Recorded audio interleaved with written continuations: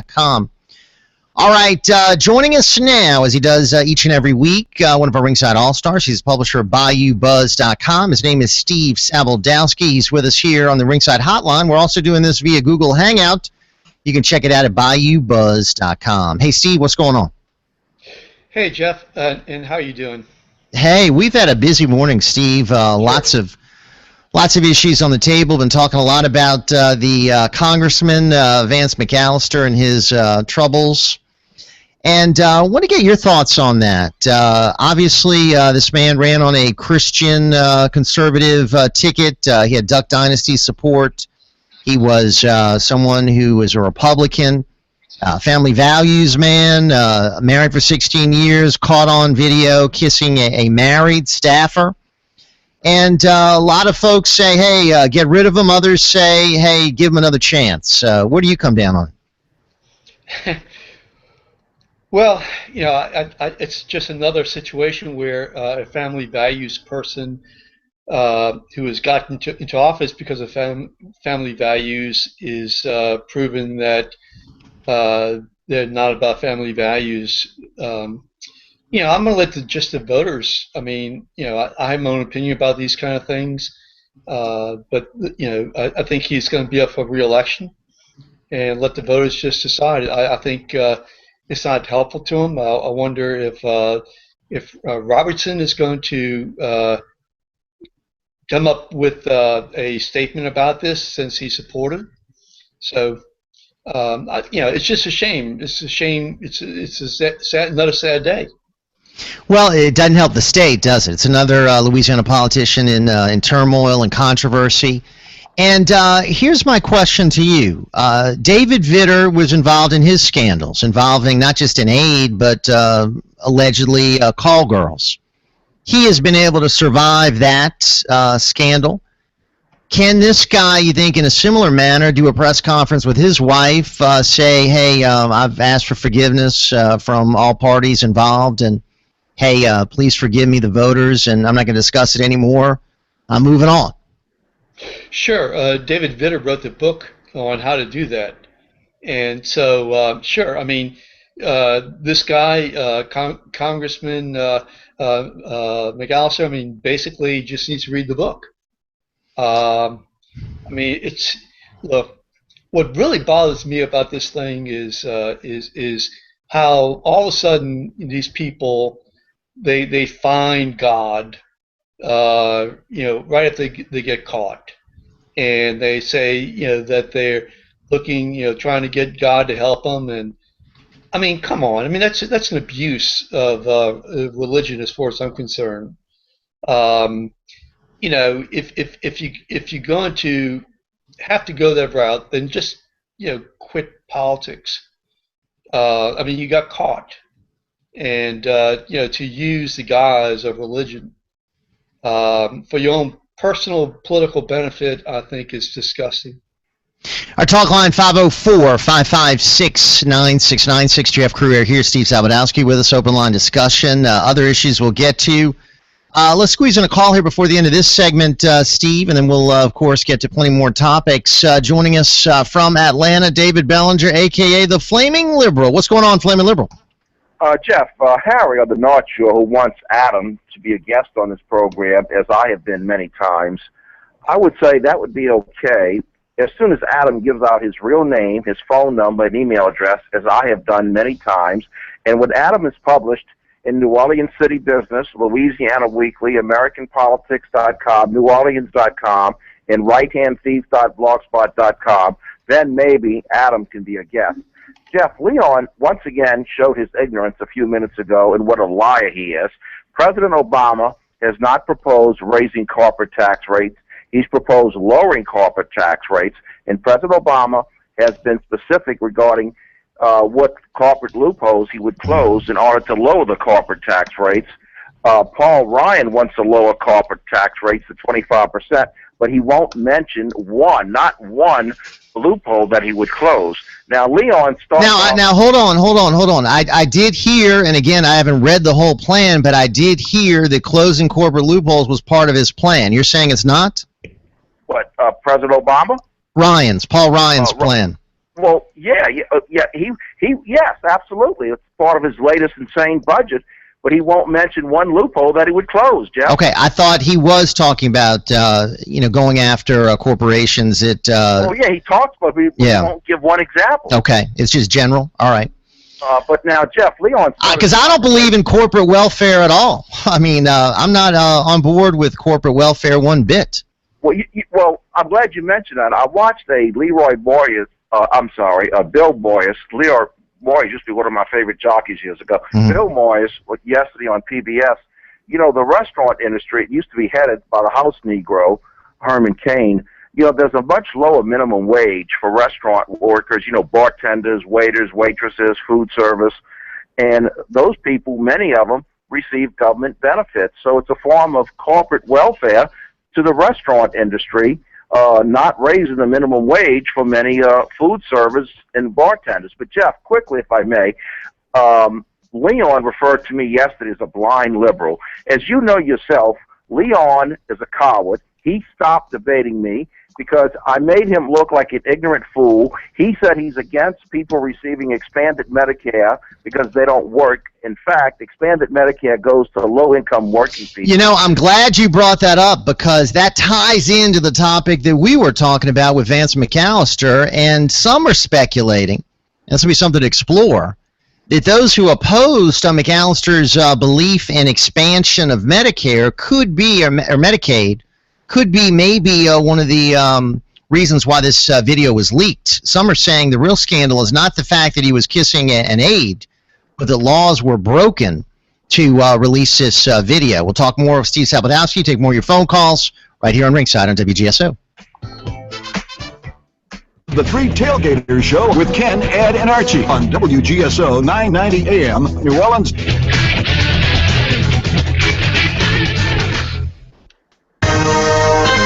NBC News Radio, I'm Peter Alexander at the White House. This is Equal Pay Day at the White House, where President Obama signed 2 new executive orders aimed at ensuring federal contractors practice gender equality. Connecticut Democrat Rosa DeLauro. Men and women doing the same job should get the same pay. This is a very, very simple principle, and that is not happening in the United States today. One survey says women earn 70 cents for every dollar that men earn for comparable work. No new pings reported in the hunt for that missing Malaysian jetliner. NBC's Tom Costello says it's a critical time with the black box batteries running out of juice. This is what they're listening for. That's the pinging that would come from the black boxes. Now, again, they didn't hear it today. That may be because the batteries are dying. Flight 370 vanished 32 days ago. And are kids slimming down? Fat chance, according to a new study that says overall child obesity rates are flat, but rates of severe obesity are rising. This is NBC News Radio. Emotional testimony from Oscar Pistorius at his murder trial. South Africa's Olympic hero describing the moments before he shot his girlfriend, Reeva Steenkamp. Pistorius says he thought he was protecting her, shooting at an intruder. The end has come for Windows XP. Today's the day Microsoft says it's time to upgrade, folks. CNBC's Brian Sullivan. Windows XP, the venerable 12-year-old operating system, dies today. Microsoft no longer going to be offering security patches. By the way, 30% of the world's computers run XP. Traders looking to break a 3-day slide on Wall Street. The Dow down 300 points over that time. Stock prices are mixed in early trading. Where's the Hulk when you need him? Wall Street is hammering World Wrestling Entertainment shares down $4 in heavyweight trading. And on-time arrivals may be down, but airline satisfaction is flying high in an annual survey, with Virgin America the top-ranked carrier, followed by JetBlue, Hawaiian, and Delta. I'm Peter Alexander, NBC News Radio. Ford technicians really know tires. After all, they sell one every 4 seconds. Have your tires inspected during the big tire event going on at your Ford dealer. You'll even get up to $120 in mail-in rebates on select tires when you use the Ford Service credit card. Subject to credit approval. Rebate by prepaid debit card. Other tire manufacturer rebate or offer cannot be combined with Ford Service credit card rebate or offer. See a participating Ford dealer for details through 5/31/14. What do you mean you got there exactly on time? Ever since we started using Fleetmatics to keep track of our trucks and vans, our business has been running really smoothly. Are you telling me you've cut your fuel cost? The boss doesn't have anything to yell about anymore, but some habits are hard to break. Oh, Great. Another call from a happy customer. Fleetmatics takes the drama out of business. Make fleet tracking more intelligent with real-time tracking, fuel monitoring, and more. Visit fleetmatics.com/start or call 1-877-350-DEMO for intelligence at work. The number of job openings at American companies climbed to 4.7. Hey, Steve. Yeah. You also want to talk about the poll? Sure. Yeah. Is it possible for us to go into 10:30? Oh, by the way, this is live. Yeah. You and I are live right now. So. Okay, good. I'm just trying to work around some other guests, so we can certainly probably go to 10:20. Okay. I want to talk a little bit about, when we come back, the whole angle of maybe this video and the fact that it might have been illegally obtained. Sure. And then maybe get into the poll. How about that? Okay, that's fine. Yeah, again, we're live. Our conversation's live right now, so yeah, sure. Also high on the list, according to the latest Hotels.com survey. I'm watching my language. Down 13 points. The NASDAQ is up. Now, Daryl, that's another whole other story right there. Down a fraction. I'm Incendio in the newsroom at MarketWatch.com. Identity thieves are filing false tax returns using real people's information. They've stolen nearly $4 billion from taxpayers, prompting former Mayor Rudy Giuliani to issue this important LifeLock identity theft message. As a mayor and former federal prosecutor, fighting crime has always been my mission. Now I'm taking on identity theft. The problem has become such a global concern, you can no longer think it will never happen to you. I protect myself with LifeLock Ultimate, and you should too. Identity thieves know that virtually everything they need to steal your identity and even your life savings is on your tax forms. No one, not even law enforcement, can stop all identity theft. You need to arm yourself with LifeLock Ultimate. Visit LifeLock.com and enter promo code AWARE or call and mention AWARE to save 10% on your LifeLock Ultimate membership. 800-611-7050. 800-611-7050. 800-611-7050. Network does not cover all transactions.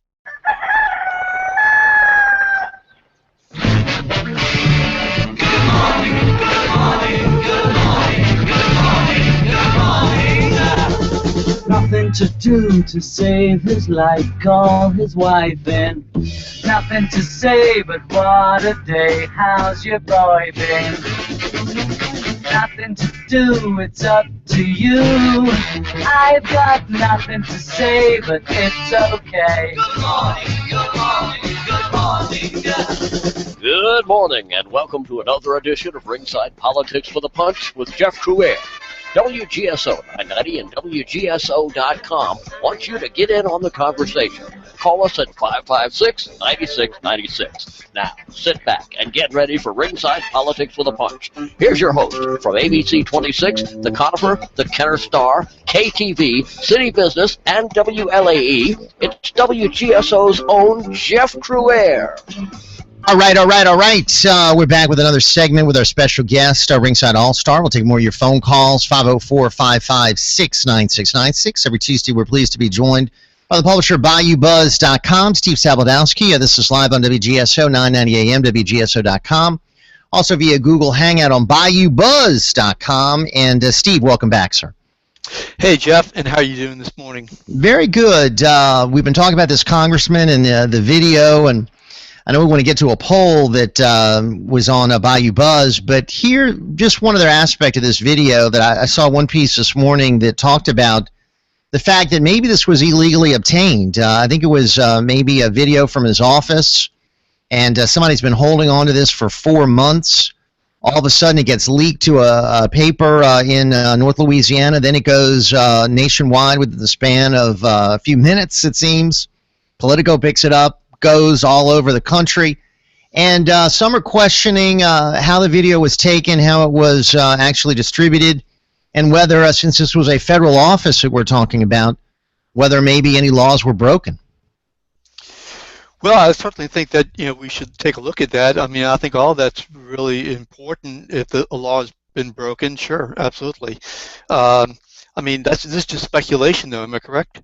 Yeah, I mean, they don't know. I mean, they're just speculating who could be behind it. And they're also wondering if it could have something to do with the fact that this guy was in favor of expansion of Medicaid and was taking a position really at odds with most of the other leading Republicans in the state, and was sort of on the outs with many within the party, and that maybe he could have been targeted, set up, so to speak.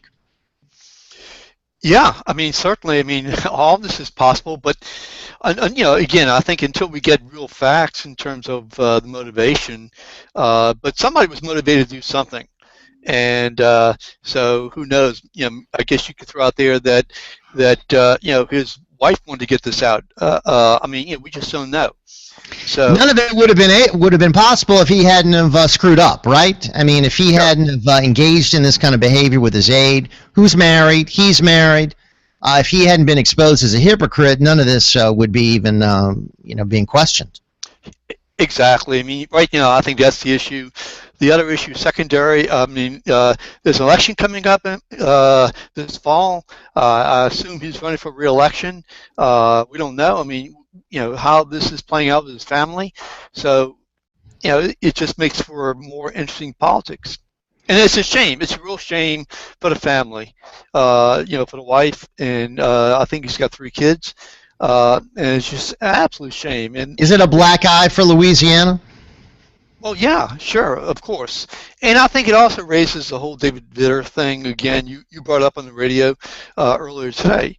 And so, I mean, is this guy McAllister? Is he going to follow the David Vitter playbook and say that he's already talked about it? I already apologized to my wife. My wife has already accepted my apology. I mean, look, a lot of Republicans primarily in North Louisiana, it's going to be really hard for them to say, well, we can't forgive this guy and then forgive David Vitter. It is sort of odd that he's getting all this grief, yet what he did when he compared to David Vitter is really nothing, right? I mean, what he did was wrong, obviously, but no laws were broken, correct? I mean, if this was just an aide in front of an office, I mean, who knows whether it was more than a kiss? Did they have an affair? I don't know the details about that. I don't know if you know that, if he's come forward with that. But no laws were broken, right? That's something I don't know. I heard that there may be some ethics issues in terms of the House of Representatives. The allegation against Vitter, again, it was prescription, statute of limitations, so he never went to court, and he said he was going to plead the Fifth Amendment anyway, so it never came out. And then the lady, the hooker, or the madam, she committed suicide. So we don't know, and he won't talk. So, I mean, that was supposedly a violation of a federal law, a felony. So, I think there's a real, I mean, we'll see what happens with North Louisiana Republicans. Again, are they going to go with a different congressperson candidate and run against this guy and use this against him? They're going to have a hard time, with the David Vitter issue. Our talk line 504-556-9699, 688-429-1330. What do you say? Steve Zawodowski with us, Jeff Crouere here. Let's get back to the phone call. Steve, Brian in Metairie checking in. What's going on, Mr. Brian? Good morning. Good morning, guys. Mr. Zawodowski, good morning to you. If you put the moral side away, it seems like every one of these substances are all politically motivated, whether it's been Christie with the bridge, David Vitter, this new happening right here. None of this was done because they were trying to make moral values better. It's all politically motivated to ruin somebody's career. Yeah, I mean, could very well be. But, then again, I mean, these guys enter politics.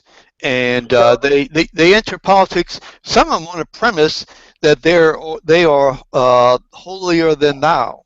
And when they do come down, whatever the motivation is, then I think they should be scrutinized, and more so than others who do not I mean, if Edwards, wins and he, anyway, we expect this from Edwards, although certainly I would not want him to be involved in something like this, even at his age. But whatever happens to those that are doing the exposures, it seems like those who get caught, there are penalties. But for those that are doing these illegal tapings or exposing, when there is wrongdoing in doing these exposings, are they ever punished for anything? That's a good point. And I think usually not. We'll see if that happens here, Brian, because I know that there's a lot of interest in how this tape came forward, how they got this surveillance tape from a congressional office. I mean, it's federal property right there. Big question. Yeah, I think you raise a good point, Brian, and I think we got to be consistent. I mean, if there was wrongdoing on behalf of the congressman, then we got to look into, was there wrongdoing on behalf of that person who took the tape and released it? Jeff, let me ask you a question. Okay, so how would this be? I'm just throwing this out to you, and I don't know, I haven't looked at it, but how would this be a federal offense or some offense in terms of taping? How would that be? Explain this to me. Well, we don't know how the tape was obtained. Okay. I mean, and if the tape was obtained through illegal measures, I mean, if this was an office that someone paid for the video, and these folks obviously didn't know that they were being videoed, right? And we didn't have their permission. Right, and it kind of reminds me, as I scratch my head and think about this, it kind of reminds me of how a very staunch conservative media person who went into Mary Landrieu's office during the height of Obamacare, and with under the guise of being a phone repair person, and recorded the office. Now, he was a hero, and now this guy, whoever did this today, or was reported today with McAllister, this guy may have violated some law. I mean, I think the standards ought to be the same. And of course, James O'Keefe had to pay a penalty for that. He didn't get off scot-free. I mean, he was penalized. I mean, I think he was prohibited from traveling. I mean, he was on home incarceration for a while. I think he had to pay a fine, maybe. I'm not sure, Steve. But here's what the law says. Let me just explain the law. Let me just explain the law. Yeah.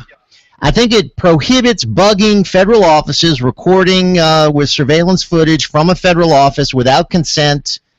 Could be a felony. There's no whistleblower protections for someone who sneaks into a federal office, uses their cell phone to record surveillance footage of a man and woman kissing, then leaks the footage to the media. So that's the question. Is that what happened here? I don't know.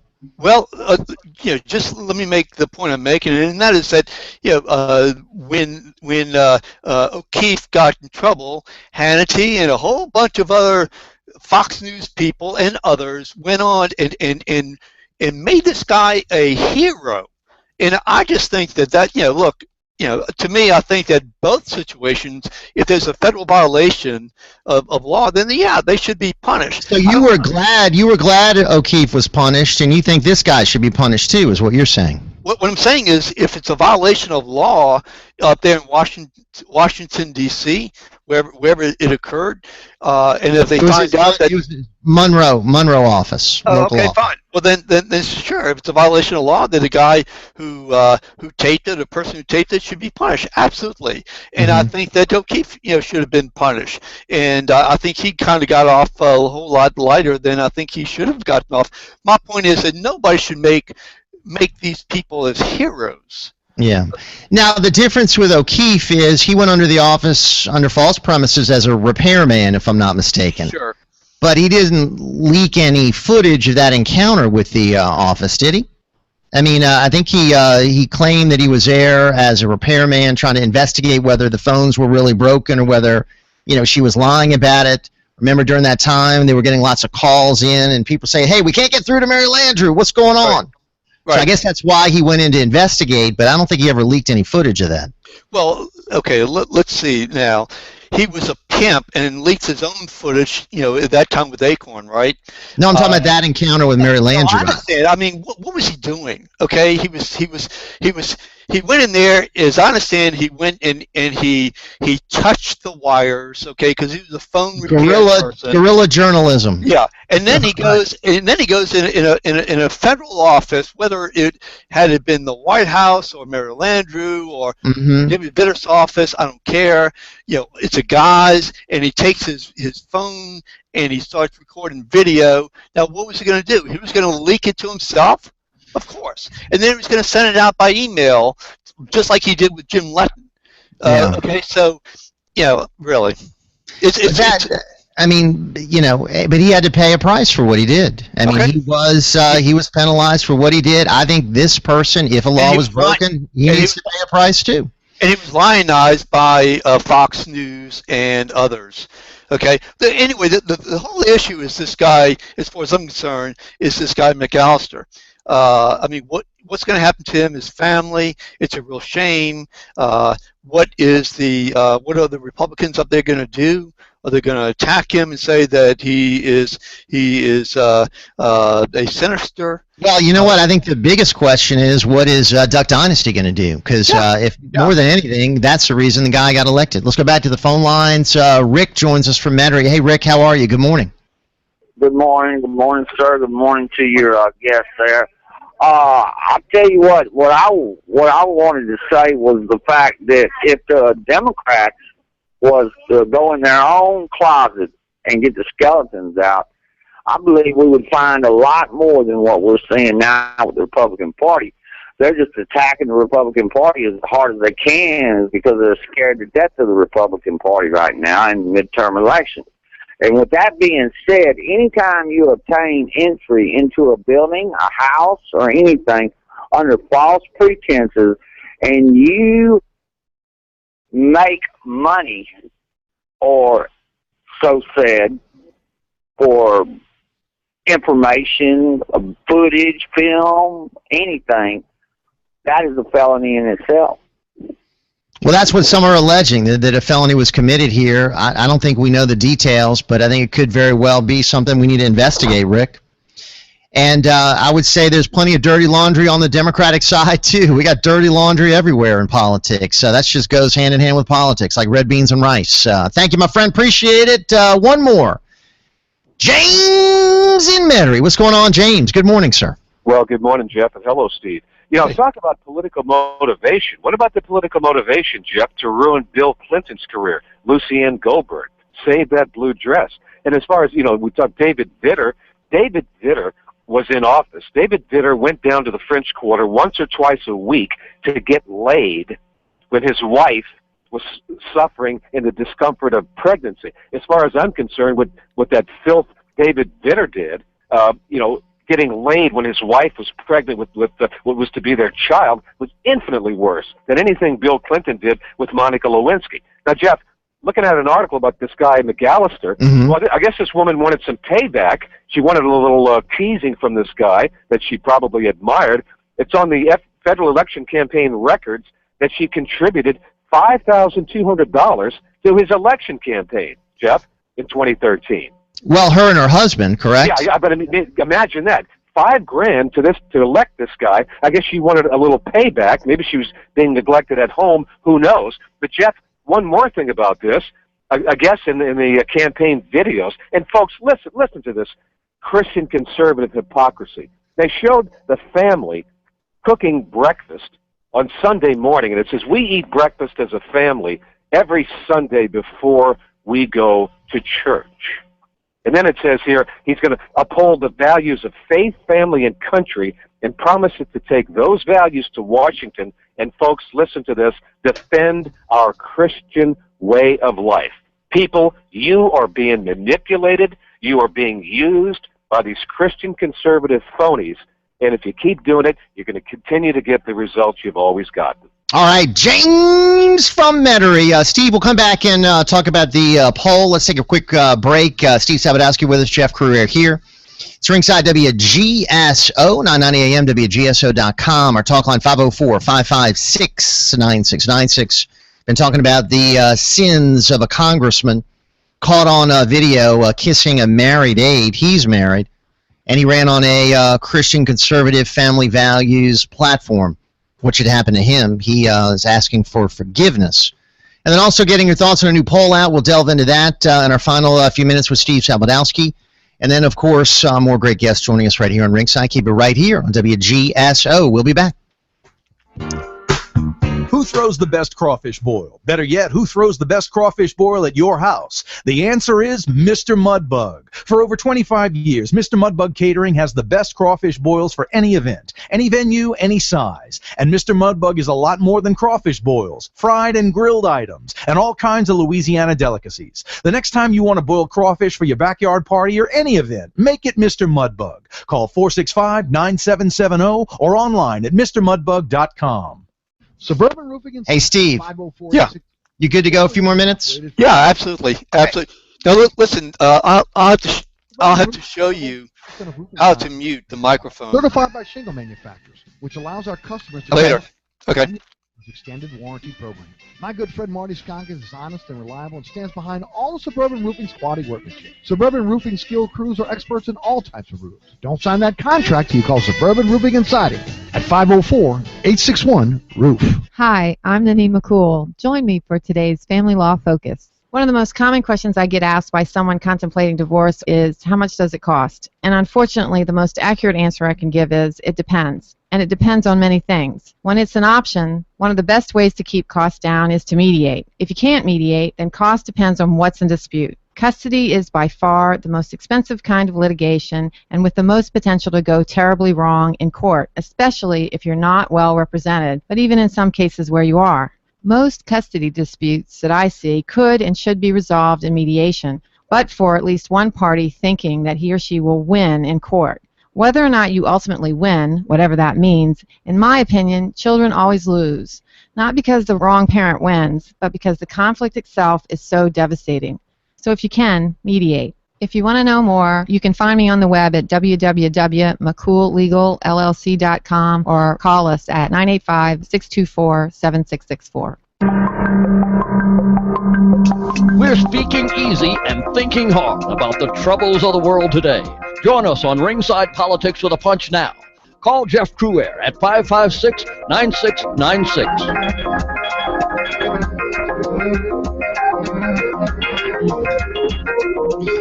All right, final few minutes with our special guest, Steve Sabodowski, ValueBuzz.com. And Steve, I know we like to talk about polls every now and then, and Lane Grigsby, a business leader here in Louisiana, does an annual poll. And he's got some interesting results about both the Senate race and the governor's race. Why don't you share that with our listeners if you could? Sure. Okay, thank you. Basically, the poll was accomplished by a firm called Magellan Strategies out of Baton Rouge. And as far as I'm concerned, Magellan is a very Republican. Not that makes a difference in terms of the numbers here, as far as I'm concerned.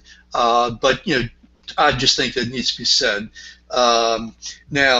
Basically, in terms of the poll, there's no question that that Louisiana is a ruby red state. The people, 600 people, were the sample, and most of the people said that they, although they were Democrats, they definitely were leaning Republican. And in terms of which election do you want to talk about first? Well, let's start with the closest one first, the Senate race. Mary Landrieu ahead, Bill Cassidy in second, but a lot of people don't like what she's doing. Yeah, her negatives are 41%. These are round figures. 41%. She has, she has what, 39% in terms of her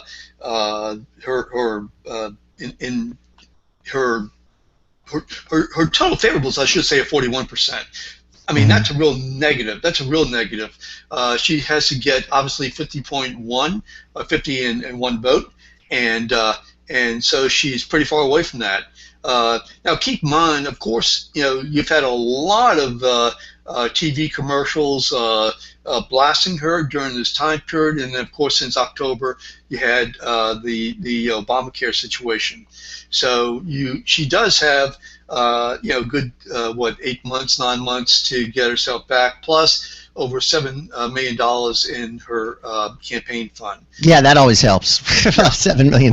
Sure, absolutely. And Cassidy, his favorables are 25%, 35% roughly of the people have no idea who this guy is. Yeah. So he needs to define himself, and it's going to be hard for him to do that as $7.5 million being used to define him. And that's what I think this whole debate's going to be about. It's not going to be about Mary Landrieu. It's going to be about Bill Cassidy defining himself at a time that he's being defined. And finally, the governor's race is a year away, more than a year away, but a lot of people are already looking at that, and the poll shows Vitter out front, correct? Sure, yes. David Vitter has a total favorable of 55%. He was in the 70s, if you remember, but he was also down, I think, in high 30s.